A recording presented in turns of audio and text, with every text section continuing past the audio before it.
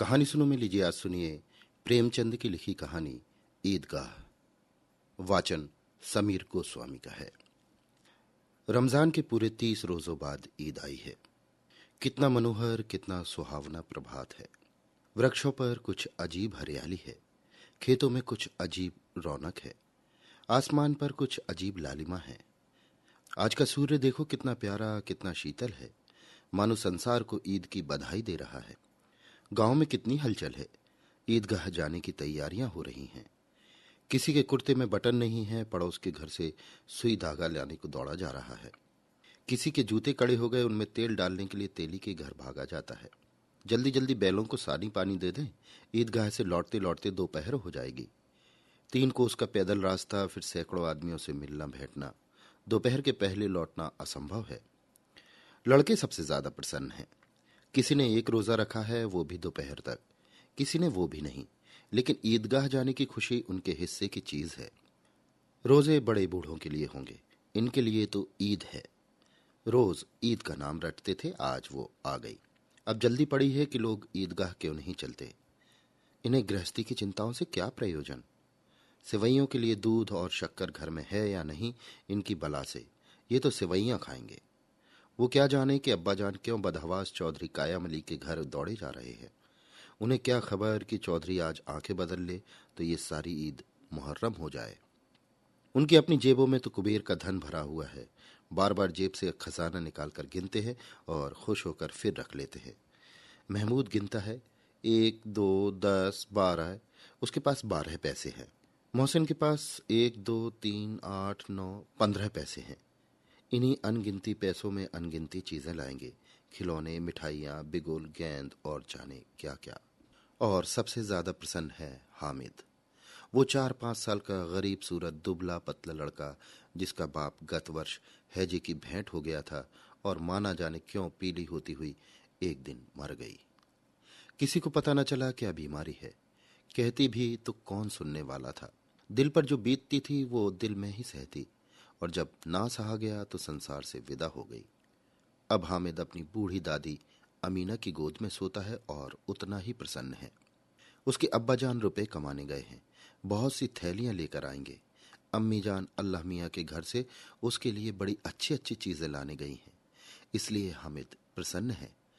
आशा तो बड़ी चीज है, और फिर बच्चों की आशा। उनकी कल्पना तो राई का पर्वत बना लेती है। हामिद के पांव में जूते नहीं हैं, सिर पर एक पुरानी धुरानी टोपी जिसका गोटा काला पड़ गया है, फिर भी वो प्रसन्न है।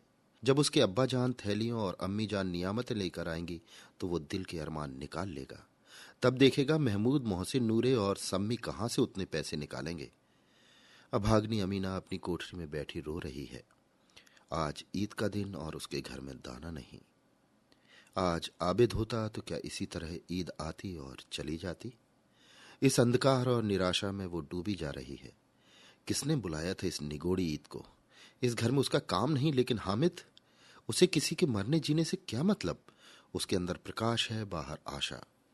विपत्ति अपना सारा दलबल लेकर आए, हामिद की आनंद भरी चितवन उसका विध्वंस कर देगी। हामिद भीतर जाकर दादी से कहता है, तुम डरना नहीं अम्मा, मैं सबसे पहले जाऊंगा, बिल्कुल ना डरना। अमीना का दिल कचोट रहा है। गांव के बच्चे अपने अपने बाप के साथ जा रहे हैं। आमिद का बाप अमीना के सिवा और कौन है। उसे कैसे अकेले मेले जाने दे। उस भीड़ भाड़ में बच्चा खो जाए तो क्या हो। नहीं, अमीना उसे यों ना जाने देगी। नन्ही सी जान 3 कोस चलेगा कैसे। पैर में छाले पड़ जाएंगे, जूते भी तो नहीं है। वो थोड़ी थोड़ी दूर पर उसे गोद ले लेगी, लेकिन यहां सेवैयां कौन पकाएगा। पैसे होते तो लौटते लौटते सब सामग्री जमा करके चटपट बना लेती। यहां तो घंटों चीजें जमा करते लगेंगे। मांगी का तो भरोसा ठहरा। उस दिन फहीमन के कपड़े सिए थे, 8 आने पैसे मिले थे। उस अठन्नी को ईमान की तरह बचाती चली आती थी इसी ईद के लिए। लेकिन कल ग्लावन सिर पर सवार हो गई तो क्या करती। हामिद के लिए कुछ नहीं है तो 2 पैसे का दूध तो चाहिए ही। अब तो कुल 2 आने पैसे बच रहे हैं। 3 पैसे हामिद की जेब में, 5 अमीना के बटवे में। यही तो बिसात है और ईद का त्योहार। अल्लाह ही बेड़ा पार लगाएगा। धोबन और नाइन और मेहतरानी और चूड़ी हारन सभी तो आएंगे। सभी को सेवैयां चाहिए, और थोड़ा किसी के आंखों नहीं लगता। किस किस से मुंह चुराएगी? और मुंह क्यों चुराए?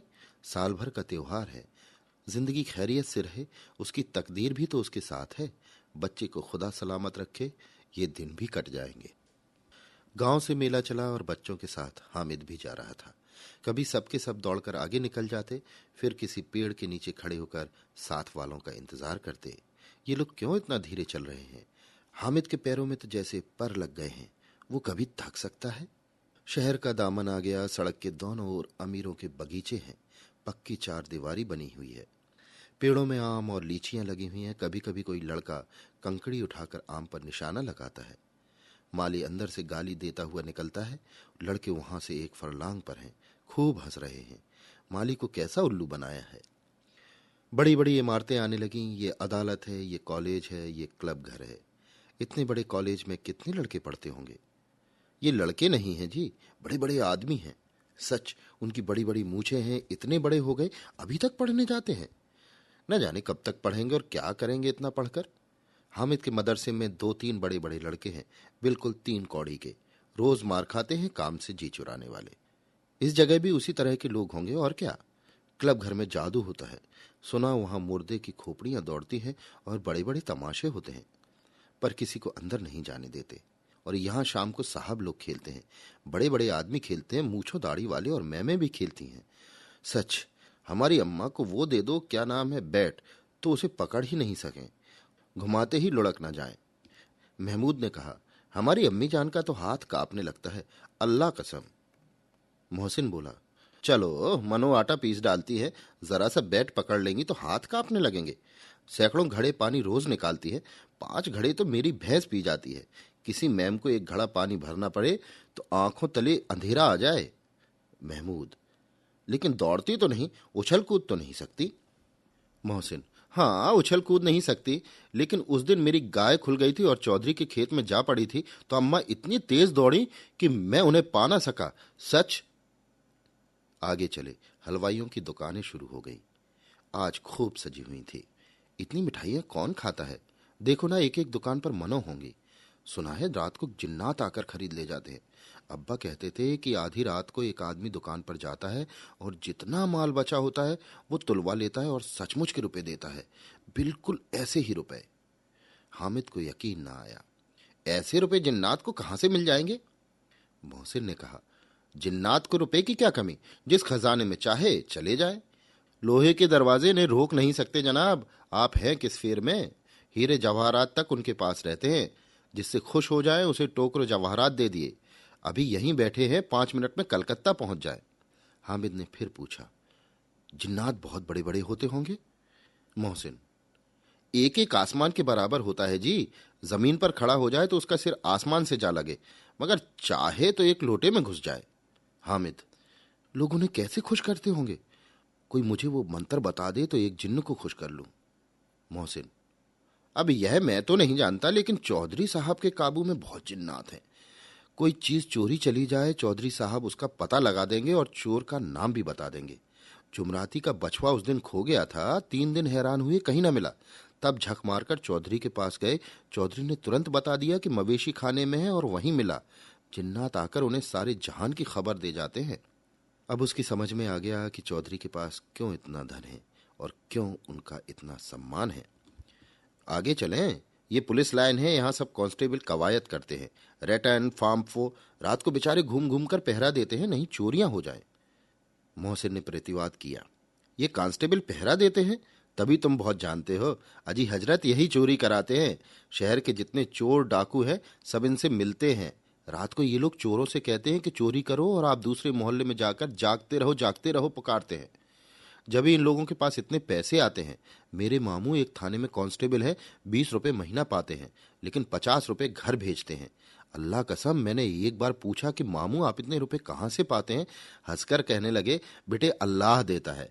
फिर आप ही बोले, हम लोग चाहें तो एक दिन में लाखों मार लाएं, हम तो इतना ही लेते हैं जिसमें अपनी बदनामी ना हो और नौकरी ना चली जाए। हामिद ने पूछा, ये लोग चोरी करवाते हैं तो उन्हें कोई पकड़ता नहीं? मोहसिन उसकी नादानी पर दया दिखाकर बोला, अरे पगले, इन्हें कौन पकड़ेगा? पकड़ने वाले तो ये लोग खुद हैं, लेकिन अल्लाह इन्हें सजा भी खूब देता है। हराम का माल हराम में जाता है।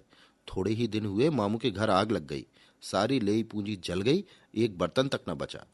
कई दिन पेड़ के नीचे सोए, अल्लाह कसम पेड़ के नीचे। फिर न जाने कहां से 100 रुपये कर्ज लाए तो बर्तन भाड़े आए।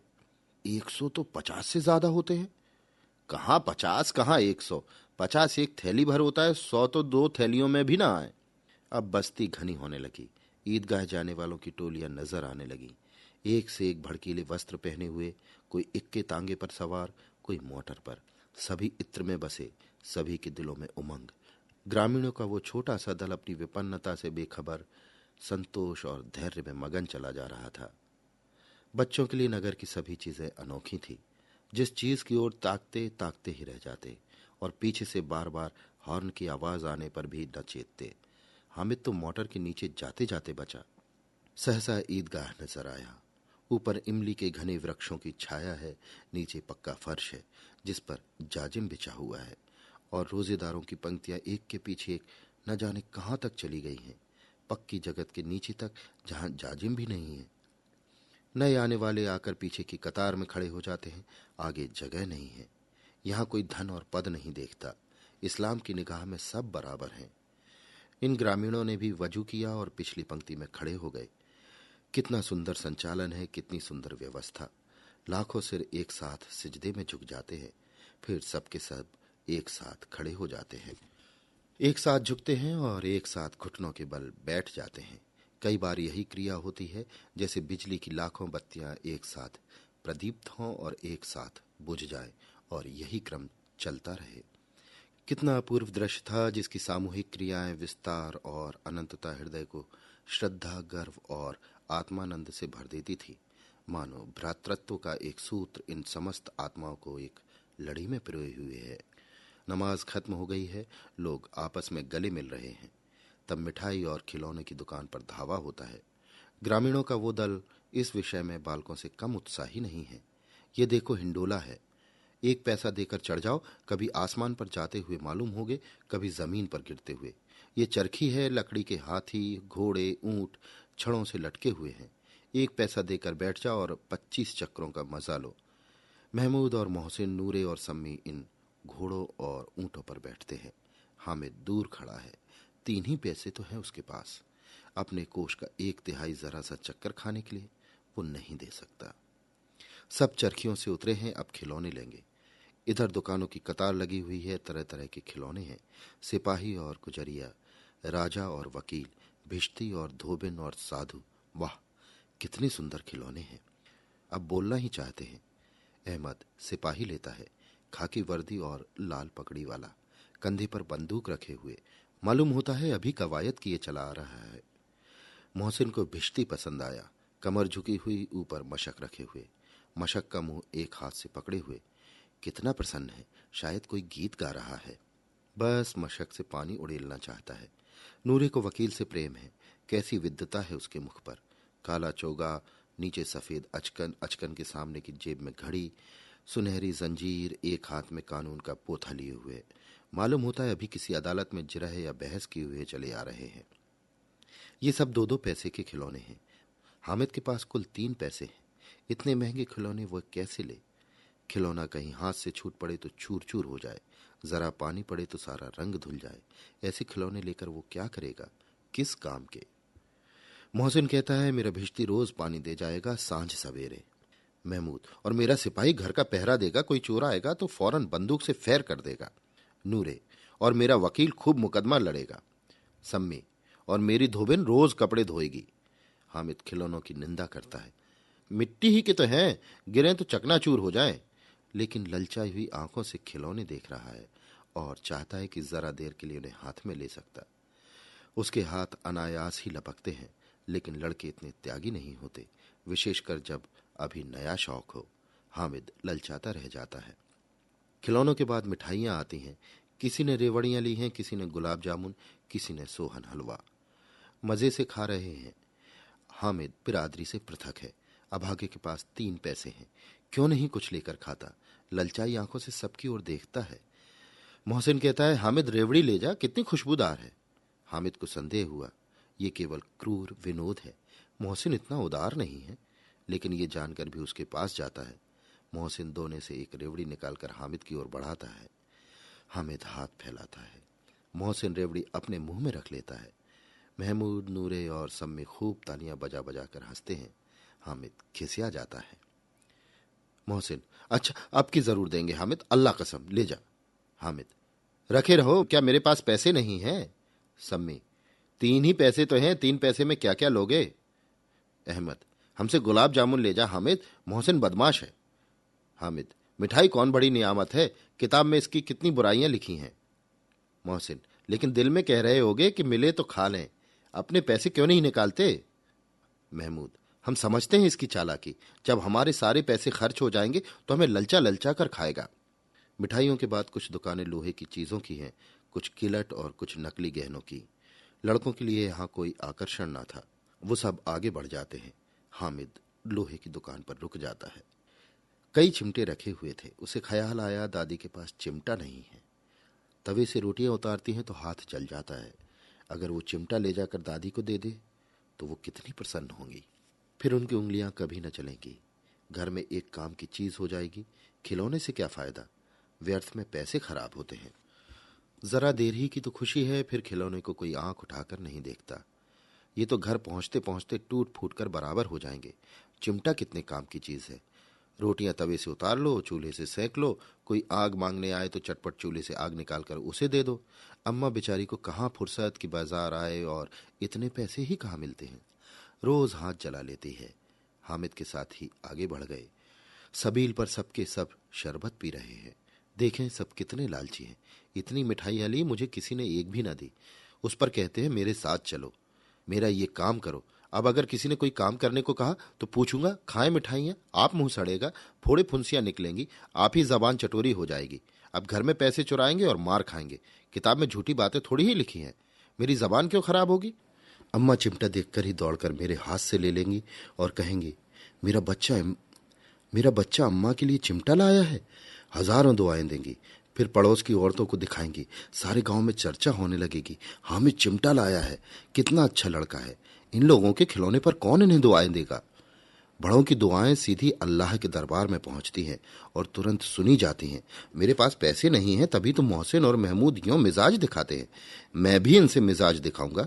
खेलें खिलौने और खाएं मिठाइयां। मैं नहीं खेलता खिलौने, किसी का मिजाज क्यों सहूं? मैं गरीब सही, किसी से कुछ मांगने तो नहीं जाता। आखिर अब्बाजान कभी ना कभी आएंगे, अम्मा भी आएंगी। फिर इन लोगों से पूछूंगा, कितने खिलौने लोगे?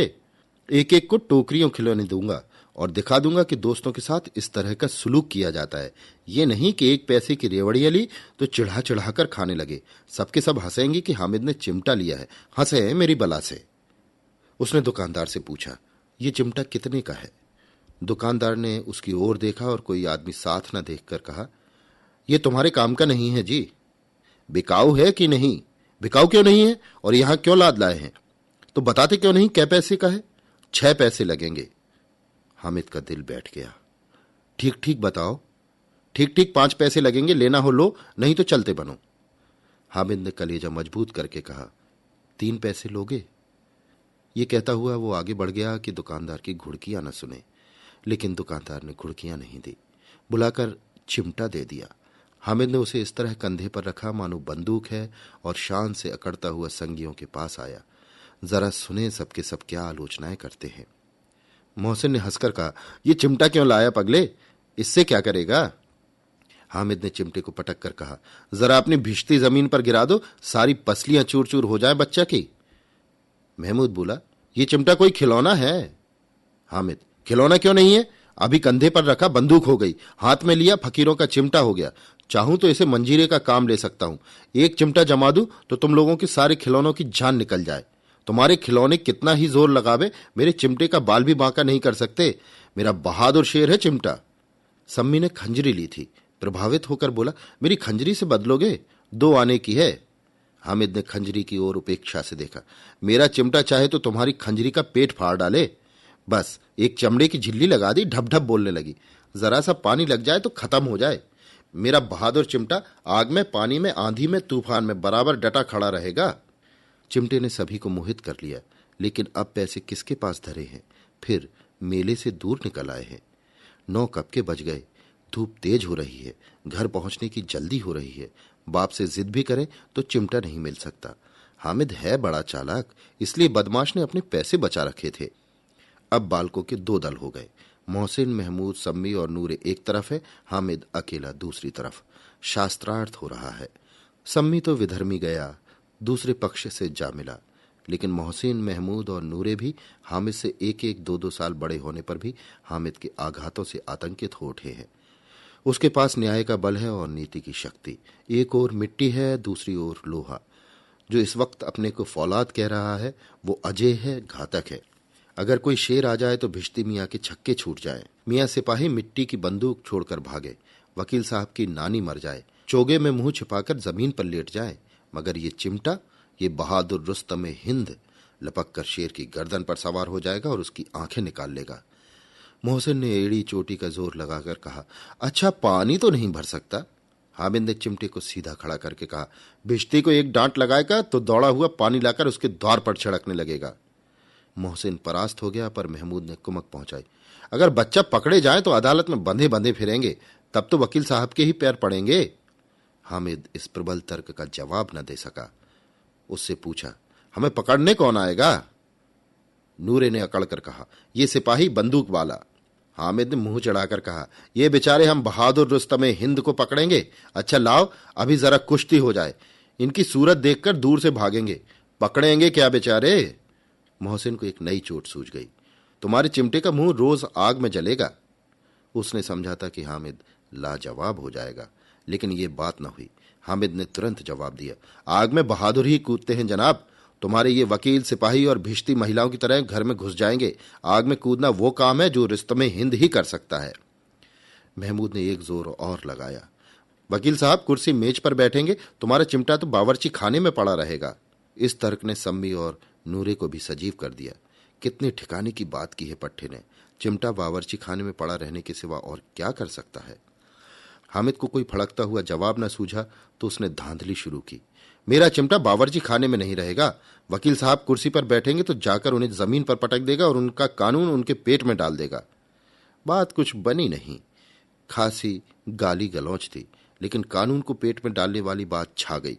ऐसी छा गई कि तीनों सूरमा मुंह ताकते रह गए। कानून मुंह से बाहर निकालने वाली चीज है, उसको पेट के अंदर डाल दिया जाए। बे तो किसी बात होने पर भी कुछ नयापन रखते हैं। हामिद ने मैदान मार लिया। उसका चिमटा रुस्तम हिंद है। अब इसमें मोहसिन, महमूद, नूरे, सम्मी किसी को आपत्ति नहीं हो सकती। विजेता को हारने वालों से जो सत्कार मिलना स्वाभाविक है वो हामिद को भी मिला। औरों ने 3-3, 4-4 आने पैसे खर्च किए पर कोई काम की चीज न ले सके। हामिद ने 3 पैसे में रंग जमा लिया। सची तो है, खिलौने का क्या भरोसा, टूट फूट जाएंगे। हामिद का चिमटा बना रहेगा बरसों। संधि की शर्तें तय होने लगी। मोहसिन ने कहा, जरा अपना चिमटा दो, हम भी देखें। तुम हमारा भिश्ती लेकर देखो। महमूद और नूरे ने भी अपने अपने खिलौने पेश किए। हामिद को इन शर्तों को मानने में कोई आपत्ति न थी। चिमटा बारी बारी सबके हाथ में गया और उनके खिलौने बारी बारी से हामिद के हाथ में आए। कितने खूबसूरत खिलौने हैं। हामिद ने हारने वालों के आंसू पोंछे। मैं तुम्हें चिढ़ा रहा था सच। ये लोहे का चिमटा भला इन खिलौनों की क्या बराबरी करेगा? मालूम होता है अब बोले। लेकिन मोहसिन की पार्टी को इस दिलासे से संतोष नहीं होता। चिमटे का सिक्का खूब बैठ गया। चिपका हुआ टिकट अब पानी से नहीं छूट रहा। मोहसिन, लेकिन इन खिलौनों के लिए हमें कोई दुआ तो न देगा? महमूद, दुआ के लिए फिरते हो, उल्टे मार ना पड़े। अम्मा जरूर कहेंगी कि मेले में यही मिट्टी के खिलौने तुम्हें मिले। हामिद को स्वीकार करना पड़ा कि खिलौने देखकर किसी की मां इतनी खुश ना होंगी जितनी दादी चिमटे को देखकर होंगी। 3 पैसों ही में तो सब कुछ करना था और उन पैसों के इस उपयोग पर पछतावे की बिल्कुल जरूरत न थी। फिर अब तो चिमटा रुस्तम हिंद है और सभी खिलौनों का बादशाह। रास्ते में महमूद को भूख लगी। उसके बाप ने केले खाने को दिए। महमूद ने केवल हामिद को साझी बनाया। उसके अन्य मित्र मुंह ताकते रह गए। ये उस चिमटे का प्रसाद था। 11 बजे सारे गांव में हलचल मच गई। मेले वाले आ गए। मोहसिन की छोटी बहन ने दौड़कर भिश्ती को उसके हाथ से छीन लिया और मारे खुशी के जो उछली तो मियाँ भिश्ती नीचे आ रहे और सुरलोक सिधारे। इस पर भाई बहन में मारपीट हुई। दोनों खूब रोए। उनकी अम्मा ये शोर सुनकर बिगड़ी और दोनों को ऊपर से 2-2 चांटे और लगाए। मियां नूरे के वकील का अंत उसके प्रतिष्ठानुकूल इससे ज्यादा गौरवमय हुआ। वकील जमीन पर या ताक पर तो बैठ नहीं सकता, उसकी मर्यादा का विचार तो करना ही होगा।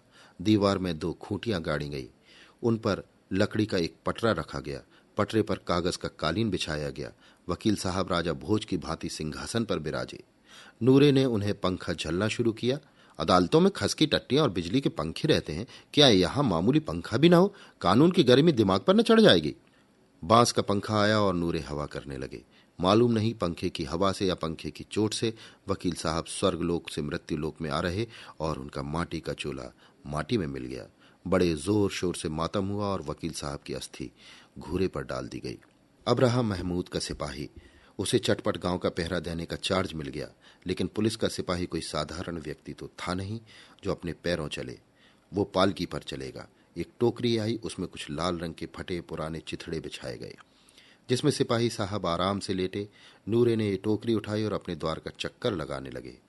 उनके दोनों छोटे भाई सिपाही की तरफ से छौने वाले जागते रहो पुकारते रहे, मगर रात तो अंधेरी होनी ही चाहिए। महमूद को ठोकर लग जाती है, टोकरी उसके हाथ से छूटकर गिर पड़ती है और मियां सिपाही अपनी बंदूक लिए जमीन पर आ जाते हैं और उनकी एक टांग में विकार आ जाता है। महमूद को आज ज्ञात हुआ कि वो अच्छा डॉक्टर है। उसको ऐसा मरहम मिल गया है जिससे वो टूटी टांग को आनन फानन में जोड़ सकता है। केवल गूलर का दूध चाहिए। गूलर का दूध आता है, टांग जोड़ दी जाती है। शल्य क्रिया असफल हुई, तब उसकी दूसरी टांग भी तोड़ दी जाती है। अब कम से कम एक जगह आराम से बैठ तो सकता है। एक टांग से तो न चल सकता था न बैठ सकता था। अब वो सिपाही सन्यासी हो गया, अपनी जगह पर बैठा बैठा पहरा देता है। कभी कभी देवता भी बन जाता है। उसके सिर का झालरदार साफा खुरच दिया गया है। अब उसका जितना रूपांतर चाहो कर सकते हो। कभी कभी तो उससे बाट का काम भी लिया जाता है। अब मियां हामिद का हाल सुनिए। अमीना उसकी आवाज सुनते ही दौड़ी और उसे गोद में उठाकर प्यार करने लगी। सहसा उसके हाथ में चिमटा देखकर वो चौंकी। ये चिमटा कहाँ था? मैंने मोल लिया है। कितने पैसे में? 3 पैसे दिए। अमीना ने छाती पीट ली। ये कैसा बेसमझ लड़का है कि दोपहर हुआ, कुछ खाया ना पिया, लाया क्या चिमटा? सारे मेले में तुझे और कोई चीज न मिली जो ये लोहे का चिमटा उठा लाया? हामिद ने अपराधी भाव से कहा, तुम्हारी उंगलियां तवे से जल जाती थी, इसलिए मैंने इसे लिया। बुढ़िया का क्रोध तुरंत स्नेह में बदल गया, और स्नेह भी वो नहीं जो प्रागल्भ होता है और अपनी सारी कसक शब्दों में बिखेर देता है। ये मूक स्नेह था, खूब ठोस, रस और स्वाद से भरा हुआ। बच्चे में कितना त्याग, कितना सद्भाव और कितना विवेक है। दूसरों को खिलौना लेते और मिठाई खाते देखकर इसका मन कितना ललचाया होगा। इतना जब्त इससे कैसे हुआ? वहां भी इसे अपनी बुढ़िया दादी की याद बनी रही। अमीना का मन गदगद हो गया। और अब एक बड़ी विचित्र बात हुई, हामिद के इस चिमटे से भी विचित्र। बच्चे हामिद ने बूढ़े हामिद का पार्ट खेला। बुढ़िया अमीना बालिका अमीना बन गई। वो रोने लगी, दामन फैलाकर हामिद को दुआएं देती जाती थी और आंसू की बड़ी बड़ी बूंदें गिराती जाती थी। हामिद इसका रहस्य क्या समझता?